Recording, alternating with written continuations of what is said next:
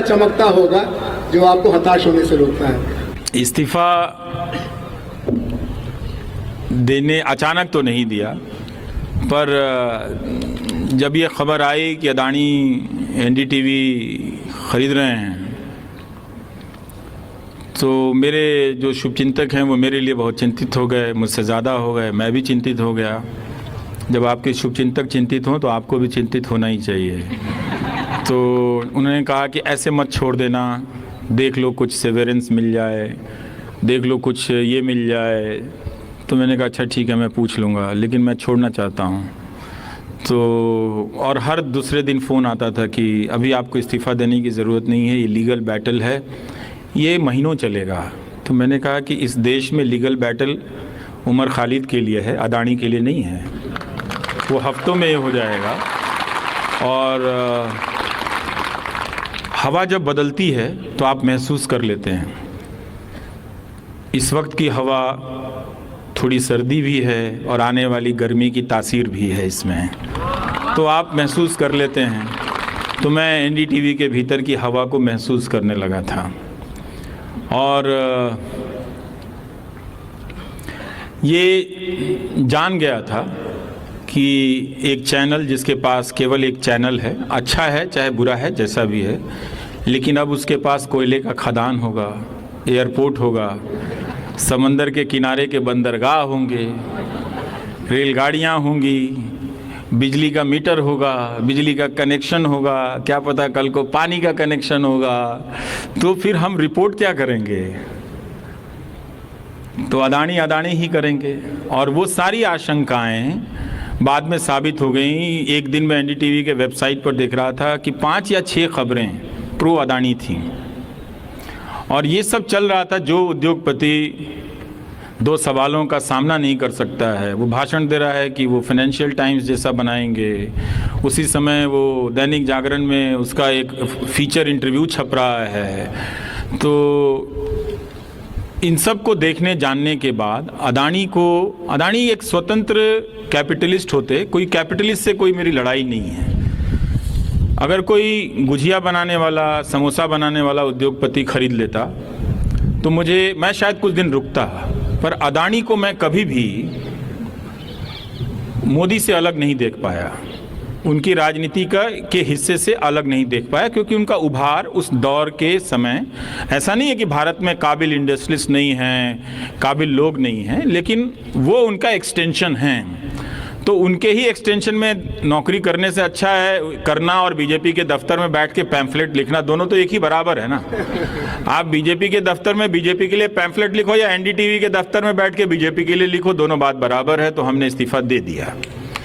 मैं ये जानता था कि मुझे कोई काम नहीं मिलेगा, मुझे बहुत काम आता है अपनी इंडस्ट्री का, और वो काम किसी नैसर्गिक प्रतिभा से नहीं, मैंने खुद घिस घिस के सीखे हैं, पंचर बनाने से लेके कार का इंजन बनाने तक। लेकिन प्रोफेसर आनंद, ये बात ये देश याद रखेगा कि मुझे किसी ने 2000 रुपये का ऑफ़र नहीं दिया काम का। और इस बात के लिए इस देश के लाखों करोड़ के विज्ञापनों से लैस मीडिया संस्थानों को शर्मिंदा तो होना ही पड़ेगा, आज ना कल। और मैं बोलता ही रहूँगा कि इस तरह के गोदी मीडिया को मत देखो, सब्सक्राइब मत करो। काम करते हुए भी बोला और उसके बाहर भी जाकर बोलूँगा, क्योंकि ऐसा नहीं है कि वो मुझे अफोर्ड नहीं कर सकते हैं। ये राज भी कभी पता चल जाएगा तो आप सब जान जाएंगे कि इसे अफोर्ड करना तो सबसे आसान है, पैसे के हिसाब से भी, लेकिन कोई कर नहीं सका। सबको मालूम है कि वहाँ छप जाएगा तो उसका पूरा कैरेक्टर बदल जाएगा। तो ये भाषण ज़रूर देंगे, कहानियाँ आपको विवेकानंद की सुनाएंगे, कहानियाँ आपको गौतम बुद्ध की सुनाएंगे, कहानियाँ आपको दयानंद सरस्वती की सुनाएंगे, लेकिन दयानंद सरस्वती की तरफ प्रश्न करने वालों को 2000 रुपये का नौकरी नहीं देते हैं। और जब मैं राधा वल्लभ त्रिपाठी का वीडियो आप सब यूट्यूब में देखिएगा, वो काशी का शास्त्रार्थ करके बहुत शानदार वीडियो है, उसमें बता रहे हैं कि उनके पास, दयानंद सरस्वती के पास पैसे की कमी ये नहीं थी, कोई एक सेठ था उनको पैसा देता था कोई अठन्नी चवन्नी में, जिससे वो पर्याप्त पैम्फलेट छपवा लेते थे, किताबें खरीद लेते थे और पूरे शहर में पैम्फलेट लगाते थे बाकायदा कि इस तारीख को मैं मूर्ति पूजा के विरोध में, पुराणों के विरोध में यहाँ शास्त्रार्थ करने वाला हूँ। आप मुझे वैसा भारत लाकर दे दो। तो ये तो रहा, तो इसलिए मैंने इस्तीफा दे दिया। और वो बात, मेरी सारी आशंकाएं साबित होने में कोई ऐसा नहीं कि इस साल भर का इंतजार करना पड़ा। 10 दिन में ही हिंडनबर्ग की रिपोर्ट आई, भर आ गया भाई साहब।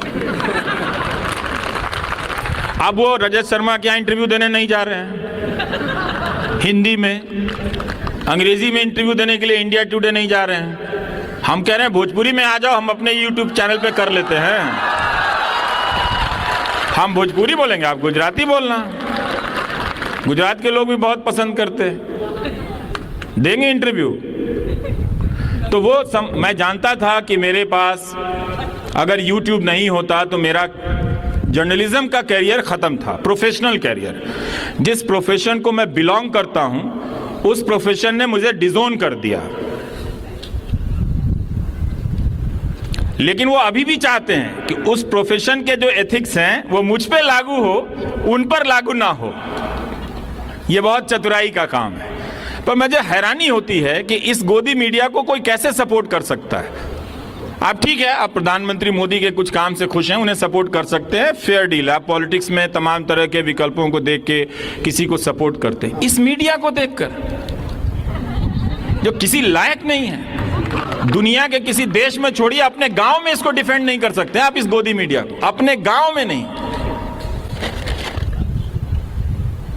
इस मीडिया को लेकर भी कोई नहीं बोल रहा है। तो ये जानते हुए भी इस्तीफा दे दिया तो जरूर भावनात्मक रूप से। मुझे उसके पहले कई लोग मिल रहे थे। 2 घटनाएं हैं। एक हमारे साथी मित्र ने लिखा कि हम सब जानते हैं कि आपको बहुत दबाव आ रहा होगा कि आप वहाँ बने रहें क्योंकि वो स्पेस चला जाएगा, लेकिन अगर हमें ये पता चल जाएगा कि इस बात के लिए आपने इतना घुट-घुट कर जिया है और इतनी तकलीफ उठाई है उस न्यूज़ फ्लोर में, तो हम बर्दाश्त नहीं कर पाएंगे। और एक महिला ने कहा, मुझे कहीं पूजा में मिल गई थी तो वो रोने लगी। तब मैंने काफ़ी छुट्टियां ले रखी थी, तो उन्होंने कहा कि रोने लगी तो मैं उनका, तुम्हें बड़ी चिंता हो रही है, ये लोग तो तुम्हें छोड़ेगा नहीं, कैसे क्या करोगे, ये करोगे। तो मैंने कहा नहीं आप चिंता मत कीजिए, मेरे पास, मैंने अपनी सेविंग्स ठीक रखी है, मैं खर्चे भी बहुत संभाल के करता हूँ, तो इतनी जल्दी तो कुछ नहीं होगा, 1-8 साल में काम चला लूँगा।